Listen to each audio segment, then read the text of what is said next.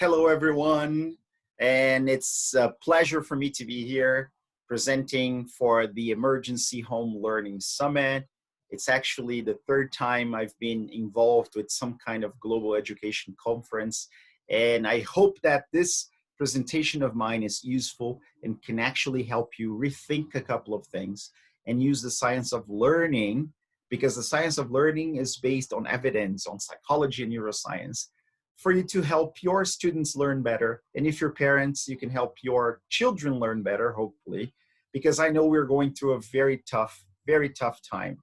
Well, I'm gonna be talking basically about online tools and how we can integrate them with the sciences of learning. There's not just one science of learning.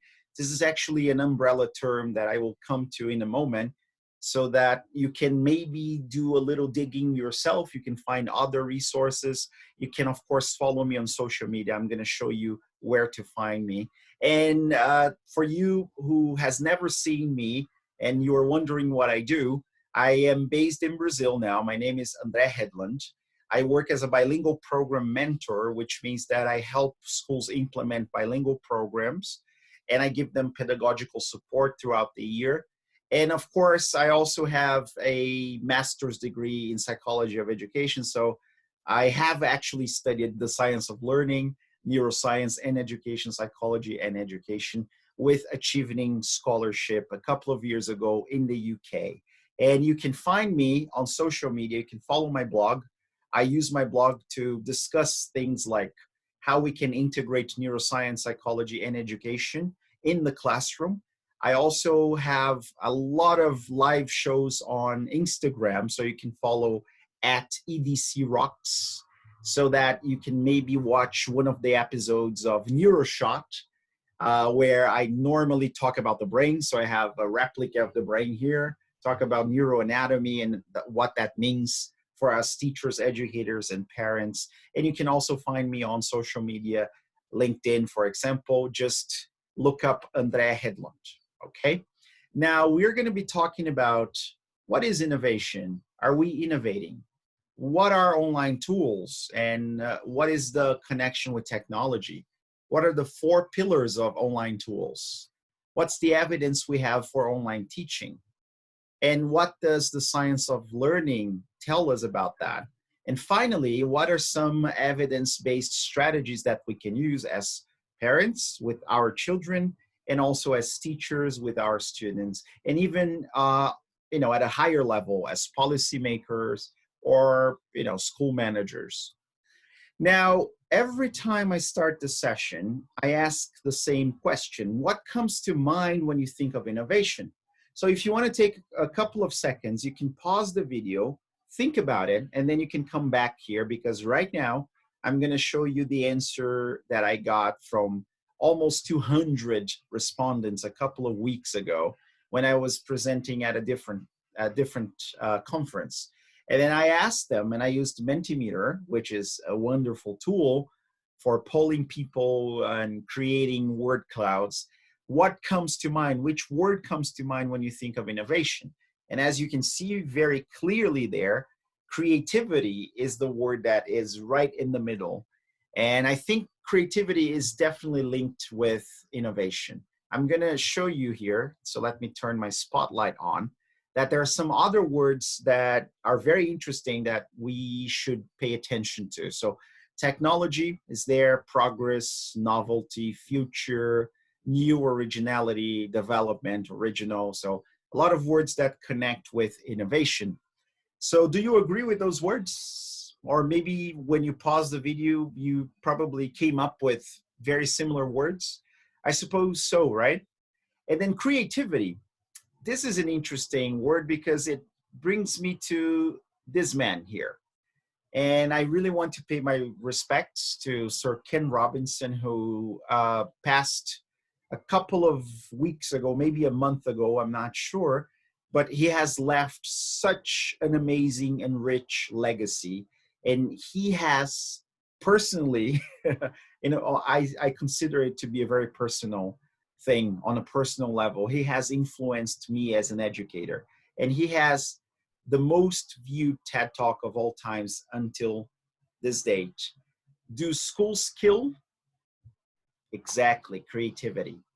And the answer was yes, basically. So he goes through this amazing 17-minute TED talk, very humorous. He was, a wonderful speaker.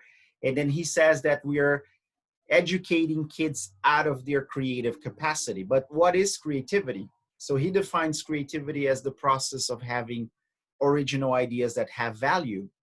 And I like this definition because you have to come up with something new, but something that will serve a purpose, right?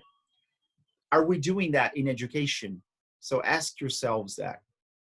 I think we're not doing it very well, just like Sir Ken Robinson mentioned.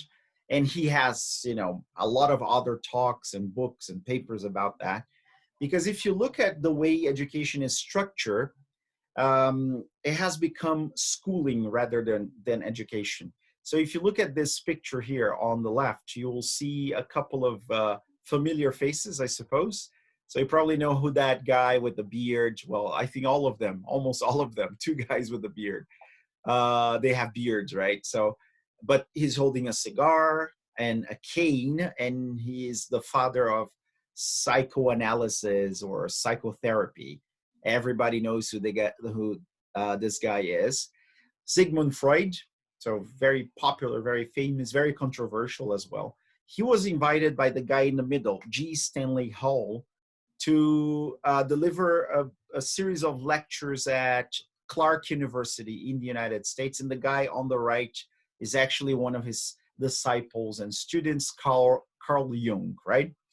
And I brought this picture because I was looking for a photograph of the event and I couldn't find one. But then I found a movie that portrayed that particular event. So, and this movie was probably shot in the 40s or 50s, I'm not sure, maybe even 60s. So I apologize for not remembering. But it shows us very clearly that there's a man behind the desk talking at a bunch of students who are sitting right in front of him. And they're all men. And then behind this man, there's a blackboard, right? And the blackboard, he can use it with chalk and write a couple of notes and whatever, and then people can reflect, or maybe he can draw something. Has anything changed? And this was done like 100 years ago. Not really, because this is exactly how I had classes at the University of Bristol 2 years ago. So this is actually one of the inaugural classes or the first lesson of, our unit. So we were introduction to educational inquiry. And we have Professor Joe. So this is a big change. Now we have a woman behind the desk and we have a lot of women right in front of her. So another big change.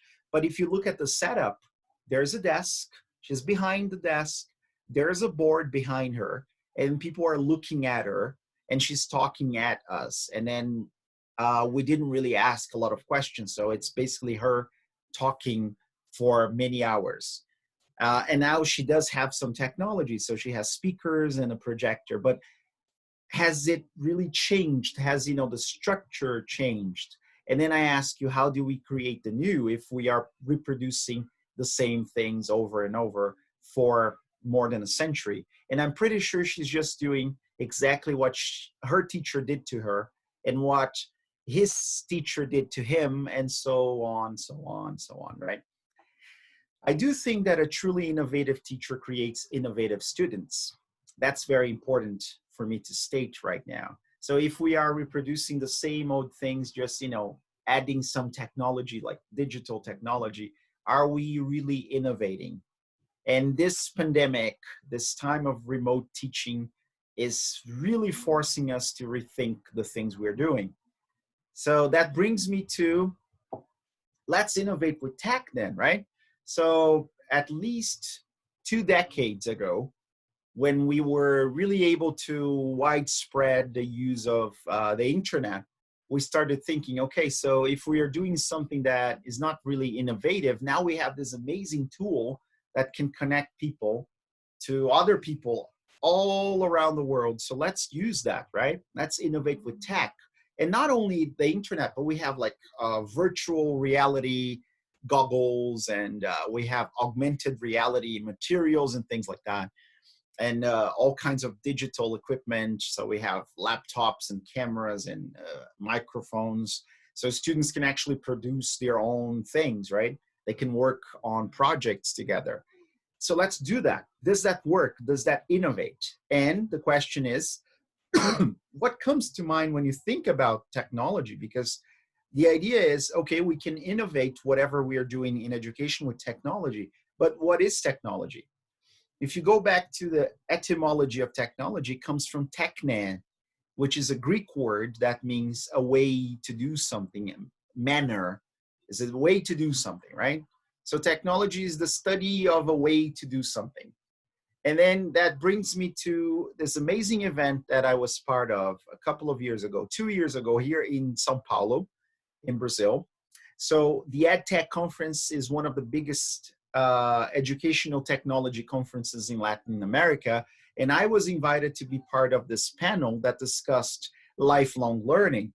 And the funny thing is that everybody sitting there except me, they were pretty big in ed tech. They owned companies, or they developed new technologies and stuff like that. I didn't. I was just someone who knew a little bit about the brain and the mind and things like that. I worked for National Geographic Learning, so they invited me to talk about lifelong learning. And it's funny, and I'm not gonna tell you right now what happened, but I can give you a preview. They reported a couple of days after what I said on the panel instead of what those guys who were really into ed tech said. So they got one of the lines, one of the quotes that I said to be the headline of their website, right? And then me, of all people, a person who's not really involved in ed tech. And then I'll tell you what I said later on, okay? But I started thinking about technology in a broader way after this conference, because I saw a lot of great innovations, like amazing virtual reality, augmented reality, all things you can imagine, right? Gamification platforms and things like that. And then innovation is part of technology. And I wrote it in Portuguese because inovação is a cognate, right? You can understand innovation. And part of that word, and I will do the same for the next two words, criatividade, which is creativity, and tecnologia, which is technology.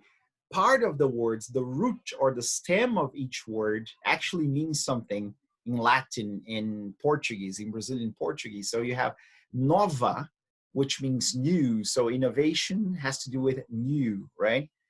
Criatividade, you have cria. Cria means to create, like creativity. In technology, you have techno, which is the prefix from the Greek that we use nowadays to talk about the way to do something. So technology is about a way to create something new, right? A way or a tool to create something new. That's what technology should be about, right? So to me, technology is something that gives us access, and gives us access to content, first of all. So we can find stuff anywhere nowadays with our cell phone. So I have my cell phone here. I can connect and search whatever I want. And I think that a very good illustration of that is the Wikipedia, right? So we can find basically anything on Wikipedia. And I think that could be a problem, or not necessarily, depending on how you use it, right? So a lot of parents and teachers will go crazy. Don't access Wikipedia because we don't know if the source is the best. But as long as you have the references there, and then you can go to the original sources, maybe Wikipedia is a great tool. But it really represents that we can learn about anything, anywhere, as long as we're connected, right? And then two, people and places. So right now, I have no idea where all of you are coming from, but I'm pretty sure that there are people from all over the world here.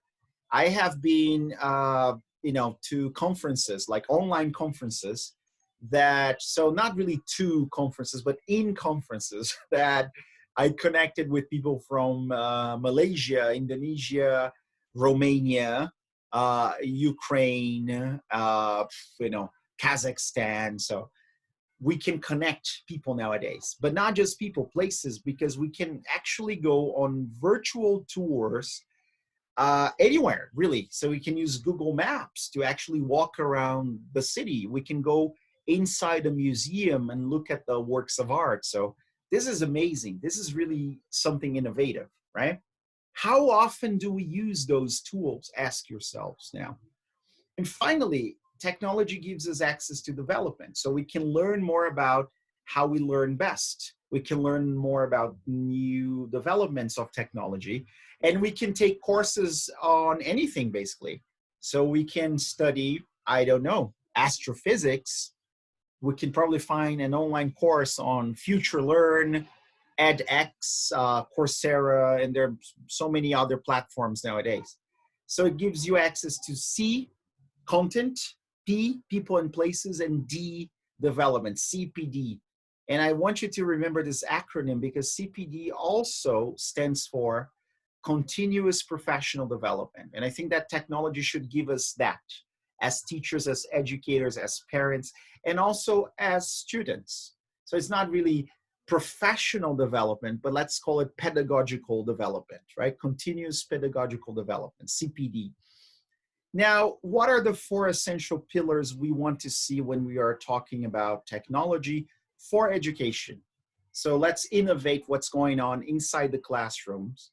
And now even, remotely, right? So what is the technology that we want, that we need for things to work well? We need 4 things, 3 V's. So the first V is virtual learning environment. So we need a place to put stuff so that students can go there and find the stuff that we put there. It's like the classroom, but the virtual classroom. And we normally use LMSs, like learning management systems, to do that. So I will show you a couple of examples, but Google Classroom is one. Google Classroom, you can put all your classwork, your announcements, the files, the links, and everything there so that students can easily find that.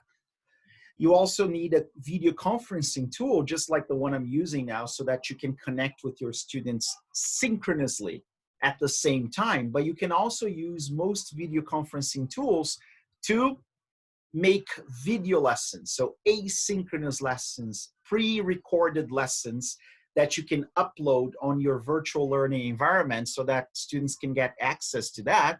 And many video conferencing tools will also help you edit audio. So maybe you can make a podcast with a video conferencing tool, or you can find a more proper tool for that purpose, right?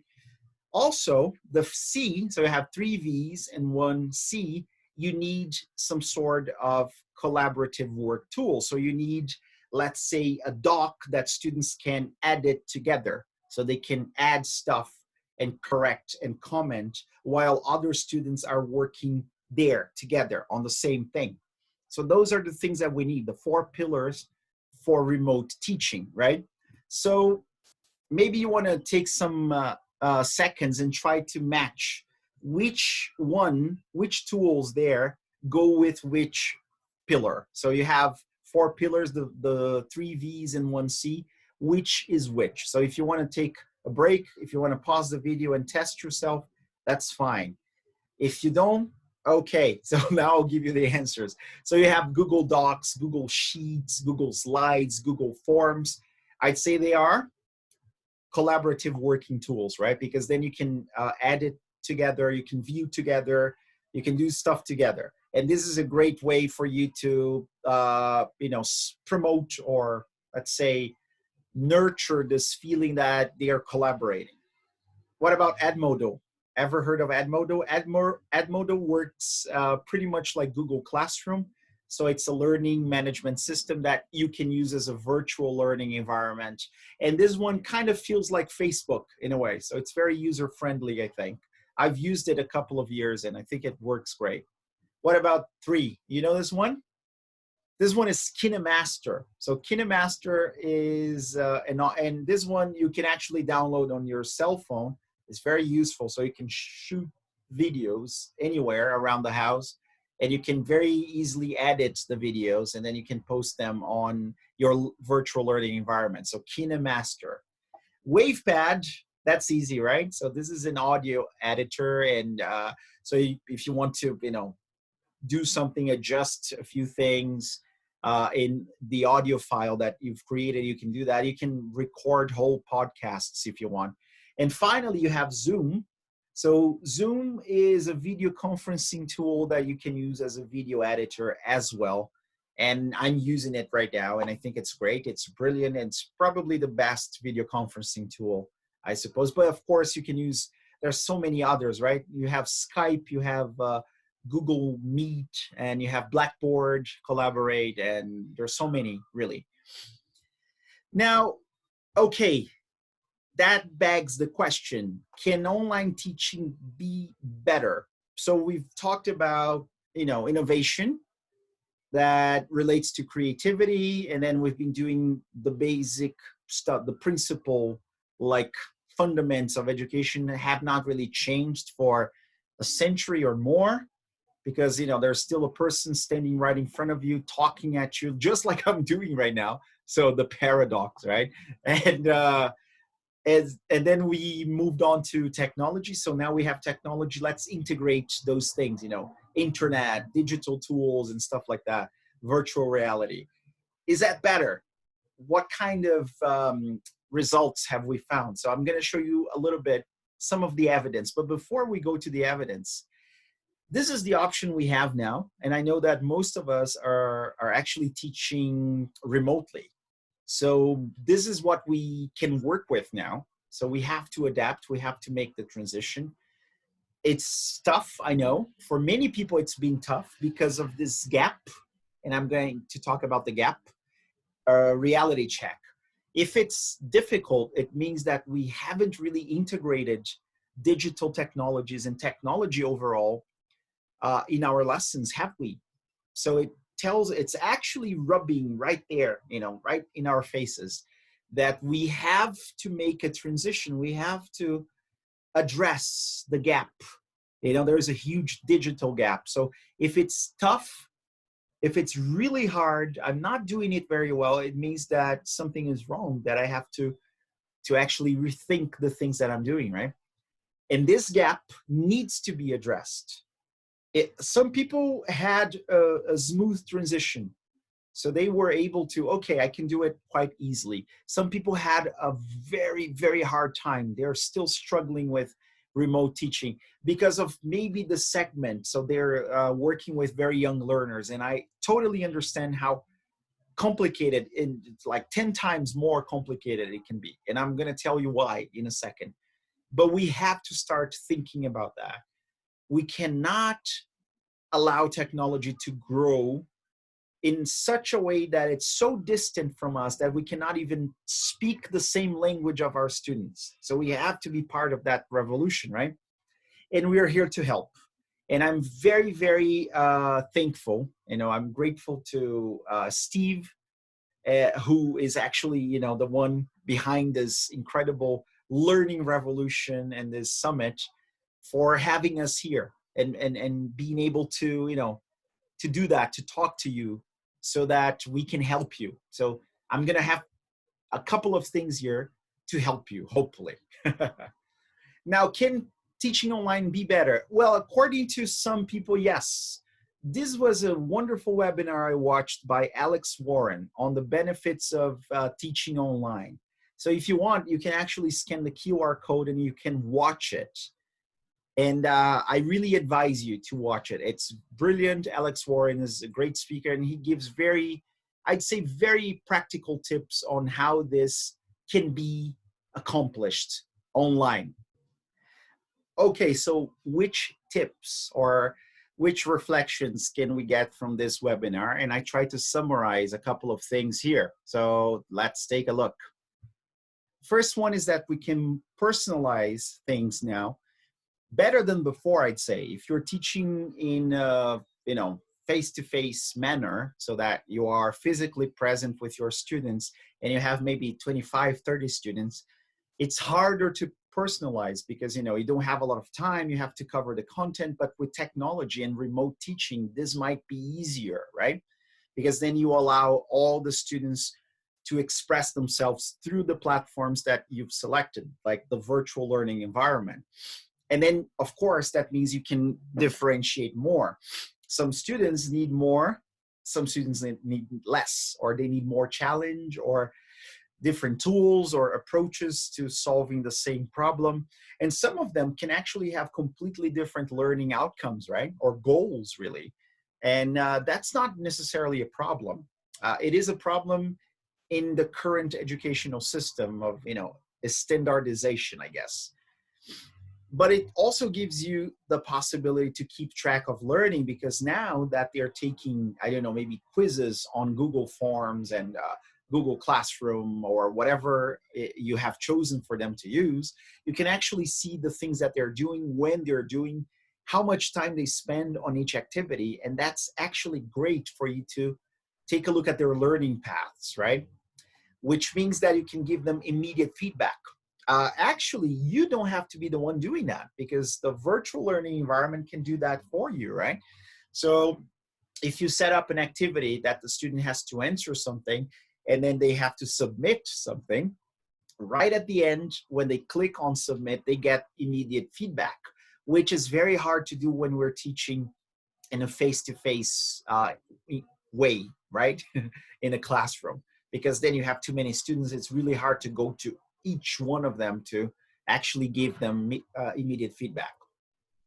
That means that we can work much more with formative assessment. And I do think formative assessment is an important aspect of learning, much more sometimes than summative assessment, because summative assessment is about learning, let's say through, you know, actually assessment of learning. Like it looks back of all you've done, and then it gives you a number or a letter, like you got an A or you got 10.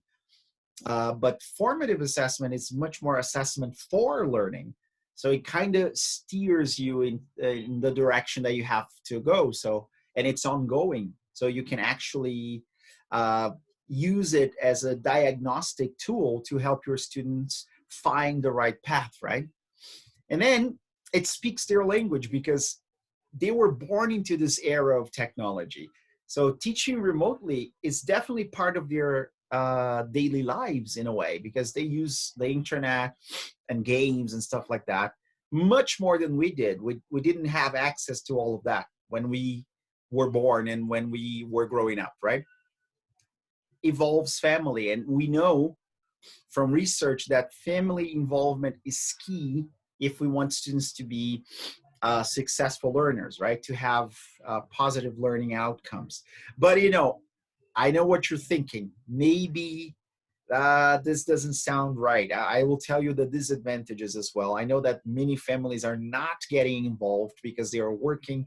Some of them have actually lost their jobs. But then I'll give you some tips, and then, of course, some time to reflect on that, right? Now, the evidence suggests, and this is the part that might be a little negative, I guess. So there was this, I don't know, I think there was this kind of feeling a couple of years ago, like a decade ago, that these kinds of technology were going to revolutionize the way we teach K-12 students, right? So, you know, kindergarten to 12. And if you're not from the US, so think of primary school, right? You know, young learners or whatever the context is in your country. And definitely there was a certain movement. Let's integrate technologies, and this will actually benefit students, especially K-12. And you can read the report there. It's a technology report, so you can scan the QR code. And then, so this is actually a report that shows this optimism in regard to technology. And then, of course, there was a meta-analysis. This one was conducted by the US Department of Education. And the meta-analysis actually showed that basically remote teaching, online teaching, and things like that, distance learning, and whatever you call it, is good, but not for K-12, not very much for K-12. So yeah, for older students, it could work wonderfully, you know. But then there are a couple of trick, tricky parts, you know. So I'll show you. So there was an MIT technology review. So how classroom technology is actually holding students back. And then there's this paragraph that one of the key aspects is motivation. So if Kevin, one of the students, had been asked to combine 8 and 3 by a teacher rather than an iPad, so Kevin is learning math, there's a greater chance he would have been interested in trying to do it. It's different when you're learning from a person and you have a relationship with that person. Cognitive psychologist Daniel Willingham has said that makes you care a little bit more about what they think, and it makes you a little bit more willing to put forth effort. So the human element, you know, being right there next to your student actually helps them self-regulate. So this is what we call co-regulation, because you're right there next to them and you are asking them to do things and you're encouraging them to do things. And when you're not there and you have nobody to count on, like parents are absent because they're working, it doesn't work very well. There was another review, big one, this one MIT, 126 studies. So this is more recent, right? About education technology. And they say that online courses are developing a growing presence in education, but the limited experimental evidence suggests that online-only courses lower students' academic achievement compared to in-person courses. In 4 of 6 studies that directly compare the impact of taking a course online versus in-person only, student performance was lower in the online courses. However, students performed similarly in courses with both in-person and online components compared to traditional face-to-face classes. So what is that telling us? What are the key takeaways? I'd say that we need human connection. And nowadays, I'm not saying that you should bring students back to school because it might be dangerous, you know. In some places, we are actually seeing that happen. But I'm not saying that. I'm saying that there needs to be human connection. And if you are a teacher and you cannot be there, who needs to be there then? Their families. Their families, they have to take over that role. And if they cannot do it, then it's not going to work very well because there has to be human connection. I have my brain here, right? And we understand that kids, they learn. So there's an area in your parietal lobe here that is actually related to the mirror neuron system. And I'm going to show you that. And kids learn by observing others, and so do we. Actually, primates can do that very well. We look at others, what they are doing, and we kind of mimic what they're doing, and we learn because then we activate the same neurons they are activating when they're doing whatever it is that they're doing. So in the physical presence of those people, very young learners, they cannot really learn through a screen, right? And this is the negative or the bad news for you guys. Very young learners, like kindergarten, they cannot really learn well remotely. But this is what we have. We have to come up with something to make it work the best way we can. And that something is the family. We need someone to help them co-regulate, right? Self-regulation is something that takes years to settle in the brain. Self-regulation has to do with the development of the prefrontal cortex and inhibitory control so that we can actually stop certain behaviors to attend to whatever it is that we have to when we are studying. But it takes years for that to develop. And while it's not settled, while it's not developed, we need someone to help us regulate that. When we are physically present, in the classroom with our teachers do that. They help us control ourselves when we're kids, right? But when they are not there, parents have to do it. So at home, if parents are not present, it's really, I don't get it. Sometimes parents, they complain about certain things, but they say, you know what? I want you to take care of my kid. I'll leave my kid here. I'll turn on the computer, the tablet, whatever, and you'll teach and I'll go back to work. They cannot do that because they're little kids, you know. And I understand that sometimes what can you do because you have to work? We have to find a way to do it, to make it work. I think asynchronous lessons, they can have an impact there, because then you help your kid when you have time, so you can watch the recordings, right? And then we have to reinvent ourselves. We really have to find a way to make this work for now. And then maybe in the future, when we go back to face-to-face classes in the classroom, in the physical buildings of the school, we can keep this element of blended learning. We can actually have a couple of days off.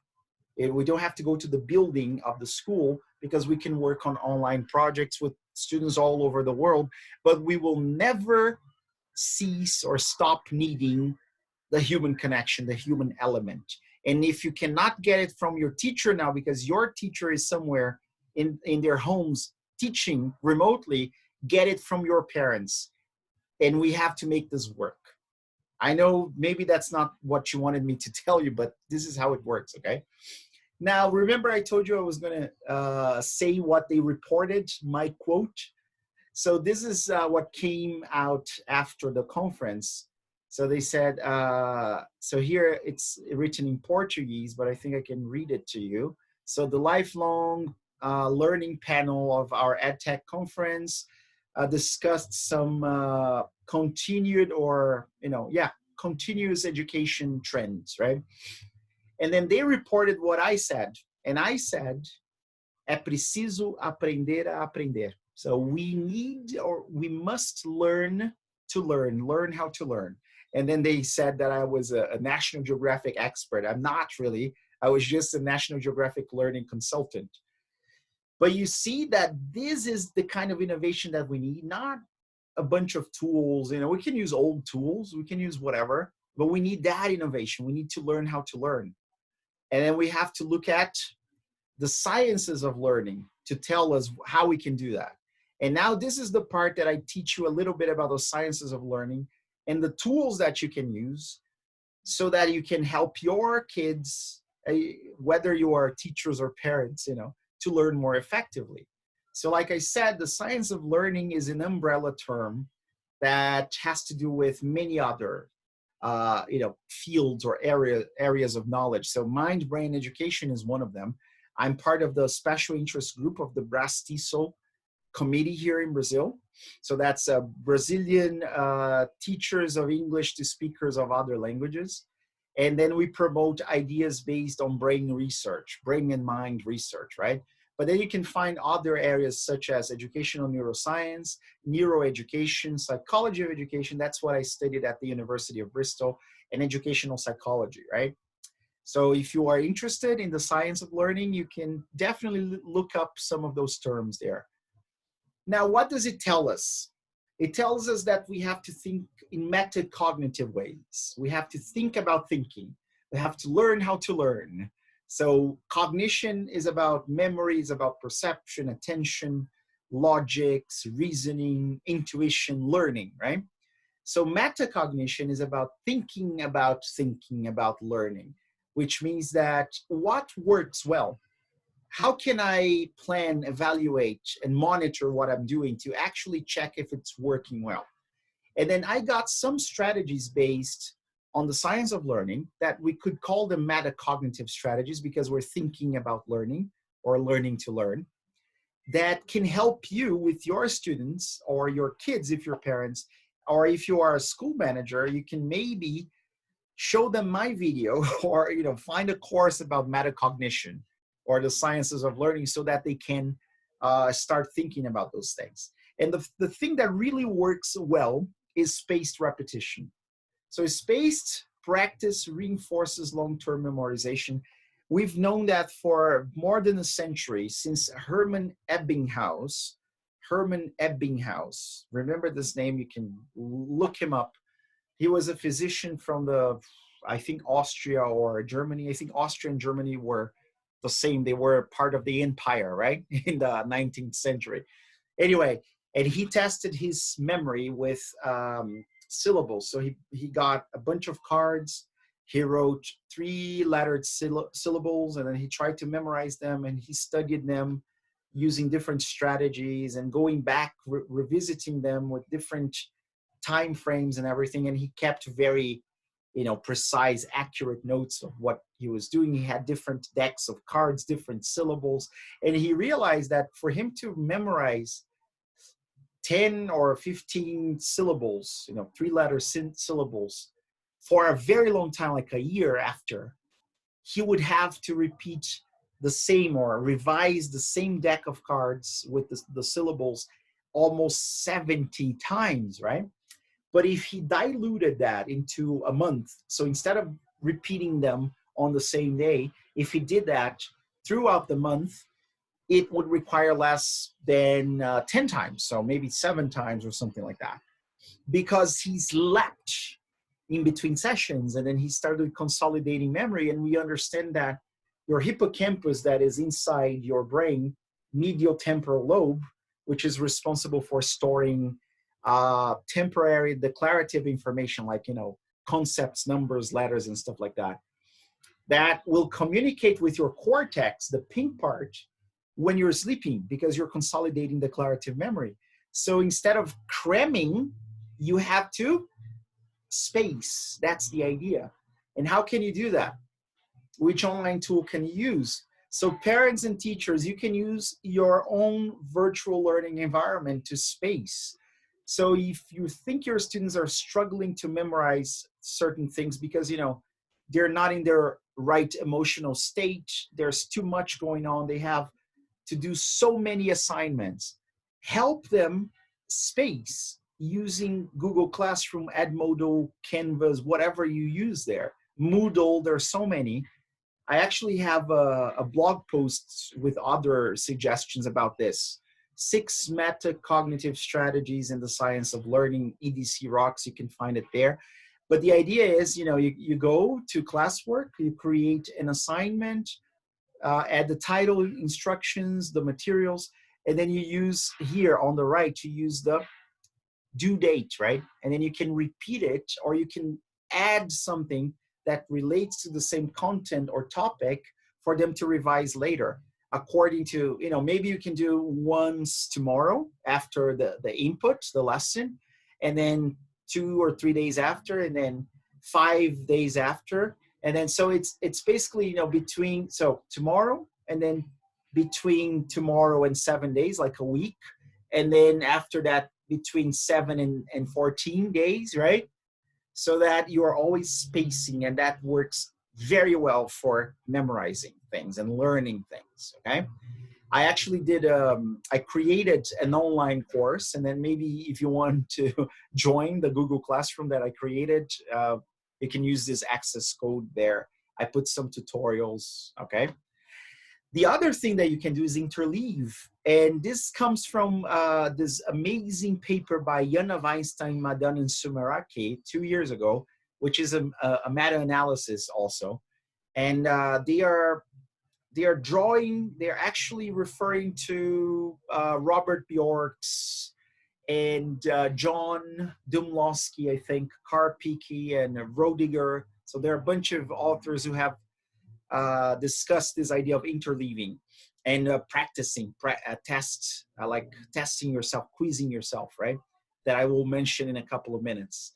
So interleaving is alternating between subjects or tasks that can improve learning. So normally we ask students to sit, to find their perfect spot in the house, right? To study. This is my study space. This is not very good, according to Robert Bjork. Actually, variation is good for the brain. Like you create multiple representations of the same knowledge in your brain, so you actually increase or expand your neuronal connections or your neuronal networks, and that's better for us to find that information later. So the idea is that instead of studying math, history, it's actually better to do it math, history, math. So instead of being like on task, like math activities or, I don't know, equations for 1 hour or 2 hours and then going to history, it's better to do it like 25 minutes math take a break, 25 minutes history, and then back to math, or maybe you can include a third subject there. And the best tool you can use to do that, and I have the physical version of this, is the Pomodoro technique, right? So you set the timer to 25 minutes, and then when it rings, you take a break, 5-minute break, and then you go back, but then you change the subject that you were studying, or maybe you just change the place where you were, vary a little bit so that you're interleaving. And then the Pomodoro timer, the tomato timer, is a very useful app that you can download or you can actually access on the website, and you can do it with your students, your kids. And this is very important, guys, because, oh my gosh, it's really heartbreaking how much we are, in a way, stressing our kids out, like by, they have to sit in front of a screen for hours and hours and hours. And this actually helps them keep their attention spans high. So do it, please. And then that has to do with retrieval practice as well. So retrieval practice is the effort to consciously look for recently learned information, which increases memorization. So why learn in quotes there? Because we cannot really assess learning now. Learning takes a very long time, and it's very hard for us to say that we have learned something just because we memorize something. But the idea is help your students by asking questions, help them retrieve stuff in their minds. Like, okay, I've just shown you a bunch of things, so you have to, in the next 30 seconds, try to remember whatever I have shown you. So let's do it now. You can pause the video, and then try to remember. Don't pause the video now, just after I give you the instructions. So you're gonna have to try to remember whatever you can from this session of mine. And then when you're done, you just go back, okay? So now you can pause the video and do it. Go. All right, I hope you did it. So, and what tool can you use to do that? I think Quizlet is great because Quizlet helps you make flashcards. And then, so you have a cue and then you have the answer. So you have an image or a question. Where are you from? For very young learners learning English as a foreign language, where are you from? I'm from Brazil, I'm Brazilian. So they look at the question, they try to answer, right? You can also use Mentimeter, Socrative, you can use Kahoot to make quizzes, right? So anything with quizzes will actually help your students retrieve and work with active retrieval, not really active necessarily, but cued retrieval. So a word cloud is much more active retrieval because you just tell them, what can you remember? What comes to mind, right? A cued retrieval is more like, look at this and try to retrieve something related to the cue, right? An image or a question. But they also work well. The other thing we need to do is dual coding, because the brain likes variation, and the brain actually encodes things in two ways, both using images and using sounds, right? So we create better memories when we encode information. So if you're not showing anything, if you're not presenting slides or anything, make sure you have props with you. And I have Mr. Trunk with me. Mr. Trunk is my fierce travel buddy, and he's been all over the world. He's actually been to 20 countries. If you want to check out his adventures, go to Instagram, Facebook, and Twitter, hashtag Mr. Trunk Travels, Mr. Trunk Travels. And I use Mr. Trunk or a puppet or whatever to create visual, images in the brain. They're going to be stored in the occipital lobe, but also with sound. So I can use music, I can use musical instruments or whatever to make noise, like, when it rings, so they remember something, in my voice, basically. So what you can do, you can use Zoom, because then you can set up a new meeting and then join with computer audio. And then you can create a very cool presentation. You can pre-record the lesson, and then you can post it on your virtual learning environment.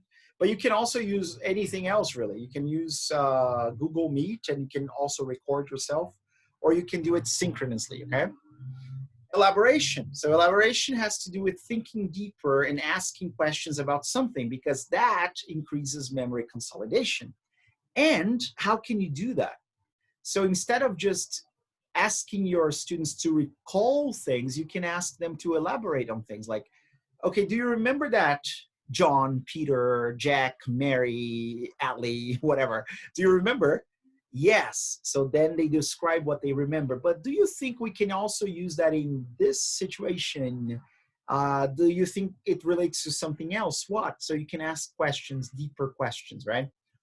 And I think a very good way to elaborate is to set up a Padlet, or you can even use your virtual learning environment.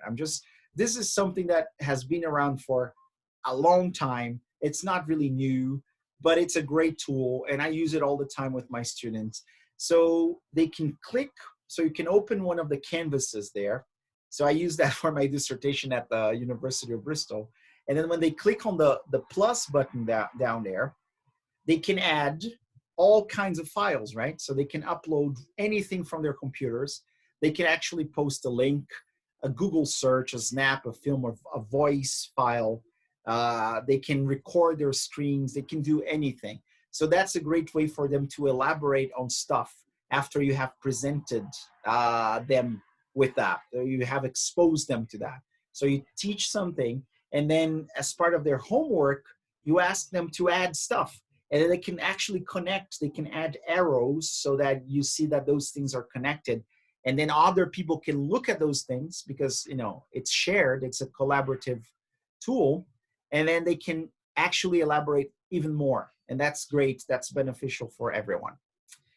And then we're approaching the end here. And I'm speaking really fast, I guess, because I know it probably took more than 45 minutes, but I hope this is useful anyway.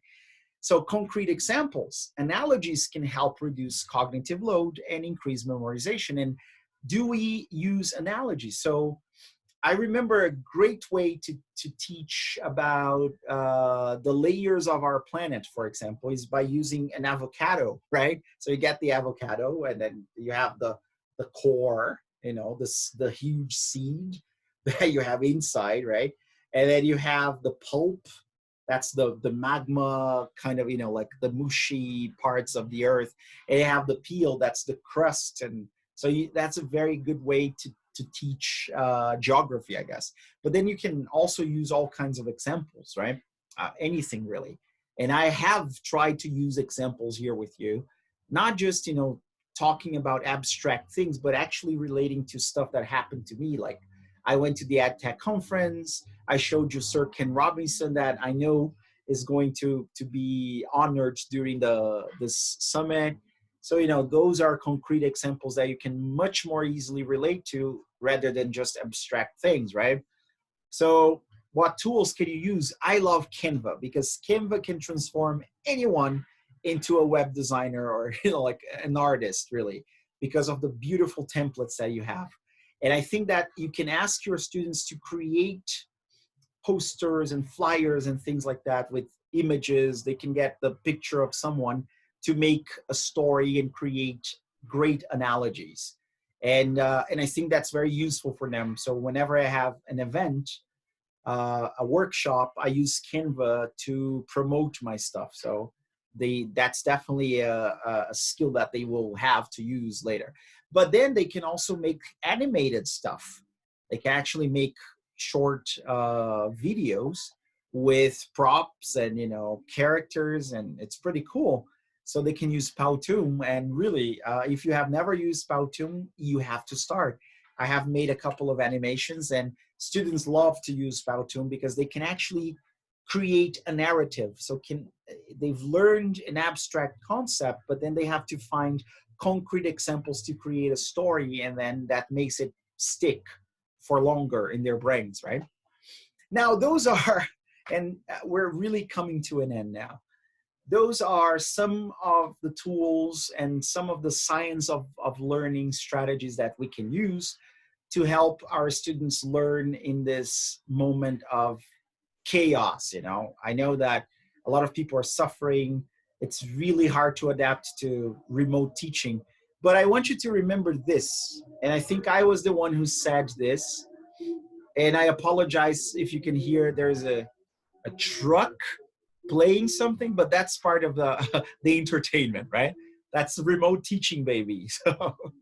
So I was the one who said that, I think. So true innovation is not about finding a new tool to do something old. It's about using any tool, old or new, to do something entirely new, something groundbreaking. And really, I could have shown you a lot of other digital tools, learning management systems, and websites, and like very innovative. But I think that would be missing the point, right? Because it's not really about the stuff that you have, but what you do with the stuff that you have. Because technology comes from the Greek, and it's a new way to do something, or a new tool to create something, or a tool to create something new, right? And then why don't we learn how to use the tools that we already have to be incredibly innovative? And I think incredible innovation has to do with giving our students power to do the stuff that we ask them to do. Just like this guy says. So there's this British teacher based in Italy, Tobias Jones, and I really encourage you to read this. Italian Lessons, What We've Learned from 2 Months of Homeschooling. So that was at the beginning of the pandemic. And he talked, and he has, I think, 3 kids, and some ups and downs, of course, like anyone else. And I like that he says, there has always been a battle in Italy between hardliners and child-centered reformers such as Maria Montessori. So if you know Montessori, you know about constructivism, and you know about her pedagogy. You probably know about Reggio Emilia as well.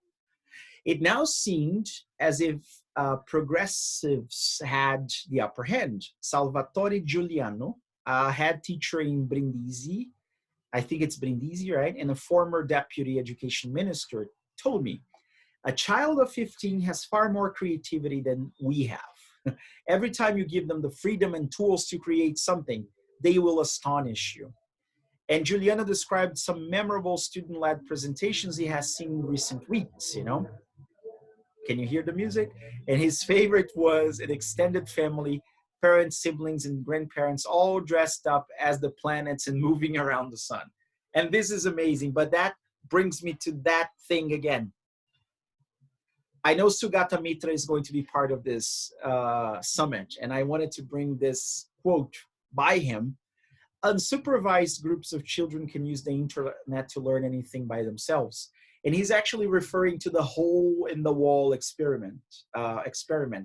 So he placed computers, and I don't want to spoil anything, so I'm just going to give you the overview. So he placed computers in side walls in rural India in the late 90s, and they were connected to the internet. And a couple of days after, kids actually had found out a way to use the computers and download stuff and make art projects and amazing things, right? So that shows the creative potential and capacity of kids. But can they work in an unsupervised manner? So that's the big question that I'm asking here. And then if you go back to Salvatore Giuliano and the planets and moving around the room, everybody dressed up as planets. So the key element there is working with your family, and your family helping you as a kid co-regulate. And we need that, especially for very young learners, right? So Sugata Mitra did that in India, but they were older kids, right? They were not, toddlers. So we need to be careful with unsupervision. In that case, unsupervised groups of children, they can learn anything by themselves, but there are things we don't want them to learn, especially nowadays. It was not a big problem back in the 90s, right? But nowadays, since internet is so widespread, it could be a huge problem. But of course, we also have mechanisms to, stop kids from accessing certain websites and whatever. So I advise you to do that at home. But the idea is that you need your family to help you learn, because now the human connection that you had with your teacher is not working very well because your teacher is not there with you, right? And that brings me to what I did. So this was published in the TESOL Press, which you can download for free. And you can also check it out on my website. A fun class for young learners about friendship, time, and connection. And the idea was that they had to learn how to ask, what time is it, right? So they were like 10, 12, maybe 10, 11. So it's an English as a foreign language lesson here in Brazil. They had to ask their friends, what time is it? And normally, and that was still face to face, right? Normally, they would open their books and look at the activities and learn the chunks, the language. And then what time is it? It's 9 a.m. It's 15 past 9 or a quarter past 9 or a quarter to 9, half past and stuff like that. There would be, and that's the funny thing, you have those clocks with hands, right? Those wall clocks that we still have in some houses, and those kids, they've never seen anything like that, maybe in their grandparents' house, right? So the picture you had in the book was a wall clock, because it's important to be able to tell time using hands, apparently. And I think it is, but still, it's not part of their reality anymore, right? So I tried to make this part of their reality by using technology, but the tool that I used was not so innovative, really. It had been around for a couple of years at least, and I'll tell you in a second what tool that was. But what we did, we got some paper. I projected the World Atlas on, so their interactive whiteboard. So they went there, and then they actually drew the continents, the countries, and everything. And instead of just asking the time, why not learn about time zones, the different time zones? And as you can see, I used paper plates, and then I used some CLIL, like content and language integrated learning, because they had to measure the angle, so that there was some math involved, some geography involved with the time zones, right? So they had to measure the angles with a ruler and then divide the clock. So there had to be 12 dots, right? So it's 12, and then 1, 2, 3, 4, 5, 6, and all around.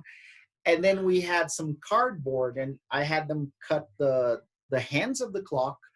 I think we had a toothpick, and then a rubber or an eraser, so that they could put the hands together, but they could still move, right? Independently.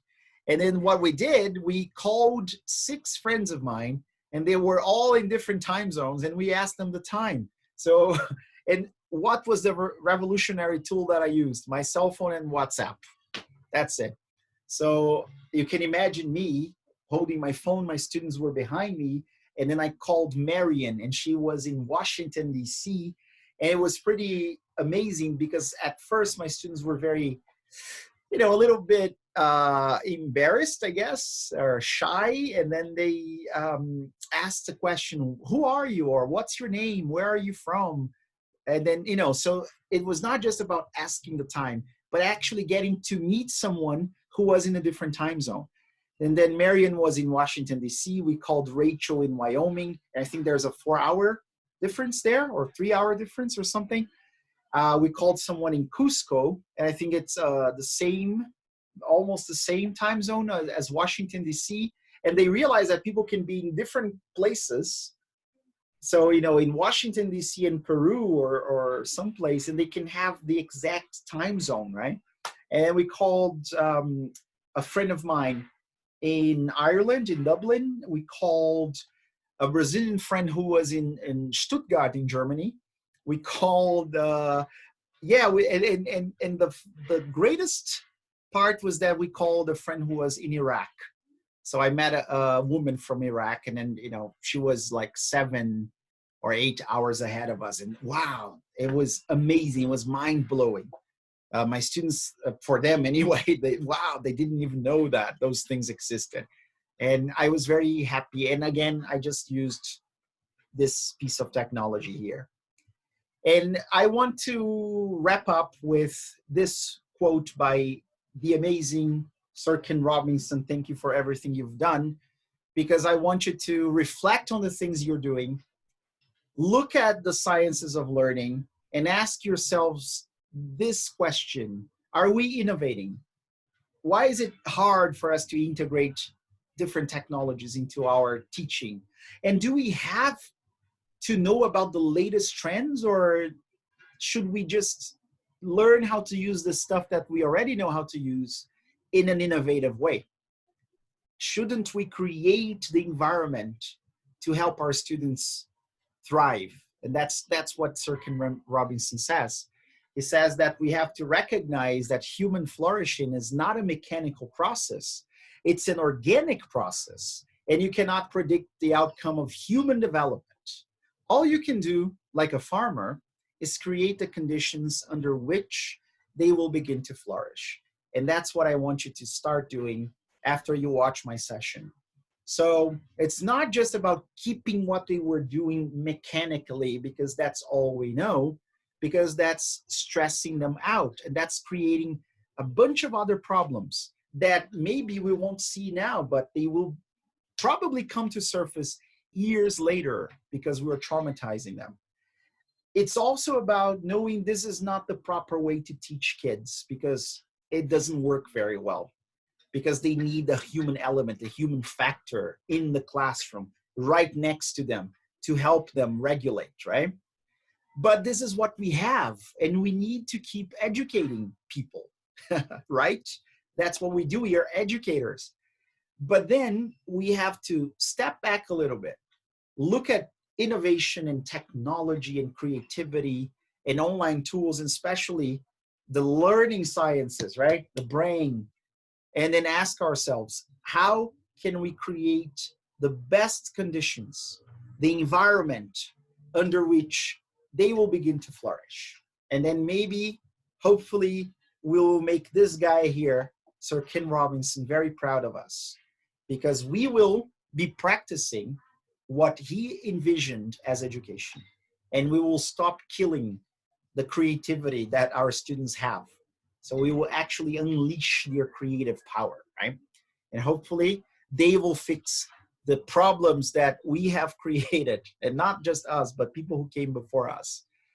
Well, thank you very much, everyone. If you have any questions, if you want to contact me, remember you can find me on Instagram at edcrocks. You can also follow my blog, edcrocks.com.